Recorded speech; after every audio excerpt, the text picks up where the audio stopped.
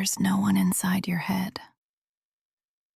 Right now, as you're listening to this, there's a voice, an inner monologue, a sense of someone watching through your eyes, feeling through your body, thinking these thoughts.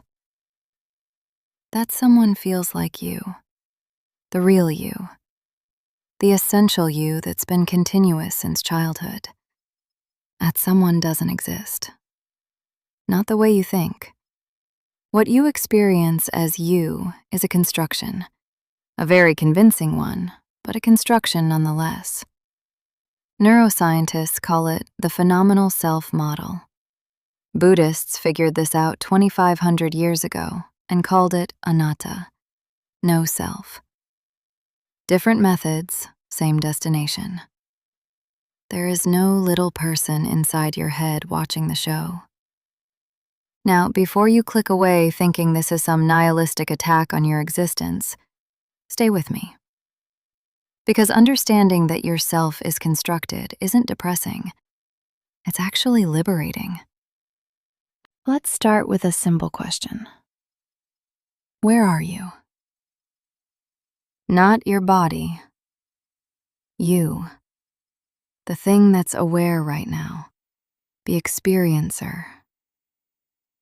Point to it. You might gesture toward your head. Fair enough, that's where the brain is. But where in your brain? If we opened up your skull, we wouldn't find a tiny homunculus watching a screen. We find neurons, billions of them firing in patterns, none of which is you individually. Okay, so you're not in a specific location. Maybe you're the sum of your memories? But memories change every time you recall them. The you who remembers your 10th birthday is literally editing that memory right now, based on who you are today. The memory isn't a recording, it's a reconstruction. Maybe you're your personality, your traits, your preferences. But those shift over time. The you of 10 years ago might be unrecognizable to you now. Different beliefs, different values, maybe even different sense of humor.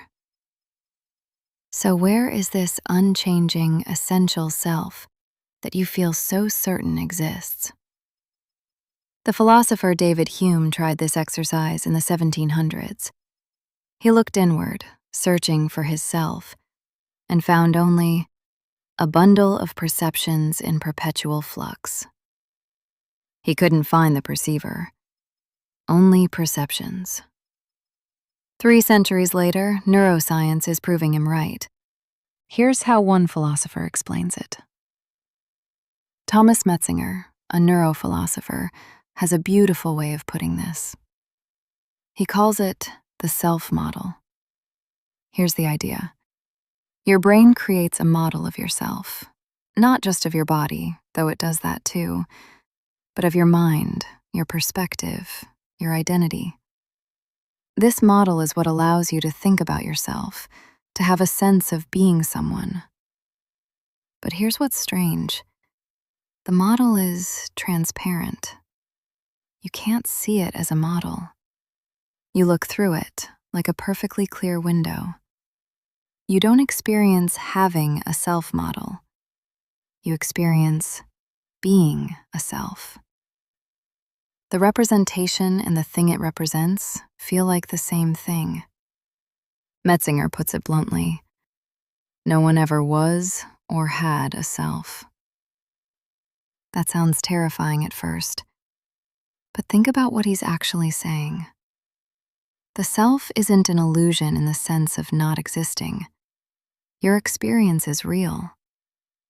But the self as a thing, as an entity separate from the processes that generate it, that's the illusion.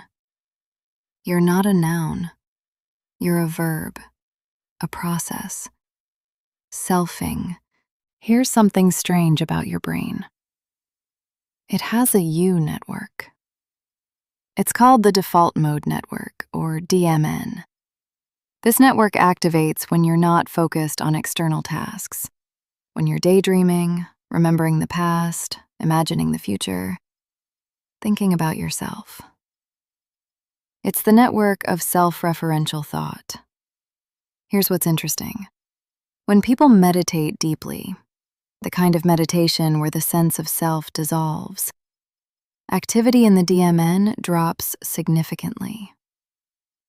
Turn down the self network, and the self gets quieter. Psychedelics do something similar. Psilocybin, LSD, DMT, they all reduce activity in the default mode network. And what do people report? Ego dissolution. The boundaries between self and world becoming porous or disappearing entirely. The researcher Robin Carhart Harris describes this as the collapse of the ego tunnel. The tunnel of self-reference that normally filters all your experience suddenly opens up. And people describe it as one of the most meaningful experiences of their lives. Not because they gained something, but because they temporarily lost the illusion that was constraining them. But here's where it gets really strange. If the self were a single, unified thing, it shouldn't be splittable. But it is.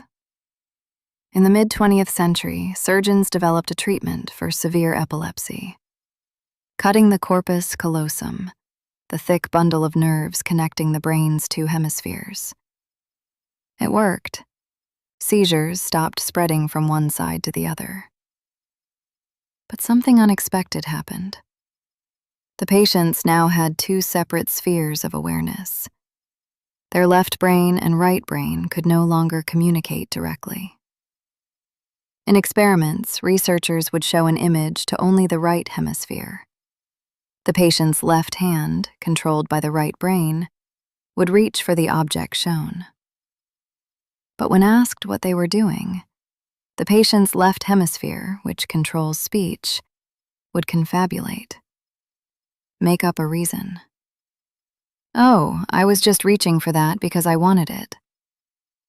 The left brain had no idea why the hand moved, but it don't say, I don't know. It invented a story and believed it. And here's the most disturbing part. There are documented cases where one hemisphere tried to harm the patient's wife, while the other hemisphere intervened to protect her. Two moral agents in one skull, one attacking, one defending. So which one was the real self? Neither. Both. The unified self was always a construction, created by seamless communication between hemispheres. Cut that connection, and you get two selves. The self is not the thing. It's the integration. Take a breath. That was heavy. But stay with me. I know what you might be thinking. If there's no self, why does anything matter? If I'm just a process, what's the point? But this is exactly backward. The constructed nature of the self isn't a reason for despair. It's an invitation. Think about it. If your self were fixed, essential, unchangeable, you'd be stuck with whoever you happen to be. Your flaws would be permanent. Your suffering would be built in. But if the self is a construction, a model, a process, then it can be reconstructed, edited, grown. This is what therapy does, what meditation does, what growth does. You're not discovering a hidden true self. You're building a new one. The self is a project, not a destination. And here's the deeper liberation. When you stop defending a fixed self, you stop suffering from attacks on it. Criticism lands differently when you know the target is a process, not a thing. Failure stings less when you're not identified with a permanent identity that just failed. So yes, yourself is a hallucination. A controlled hallucination, to use the neuroscientist Anil Seth's phrase. Your brain constructs a model of a self, and you live inside that model without realizing it's a model. This doesn't mean you don't exist. It means you exist differently than you thought. Not as a thing, but as a process. Not as a noun, but as a verb.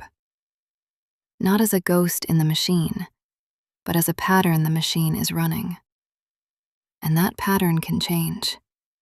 That pattern has been changing your whole life and will continue to change.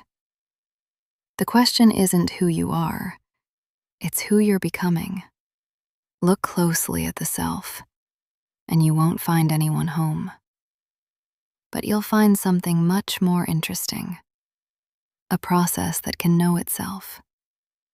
A construction that can reconstruct. A hallucination that knows it's hallucinating. And somehow, that's not less than a soul. It might be more.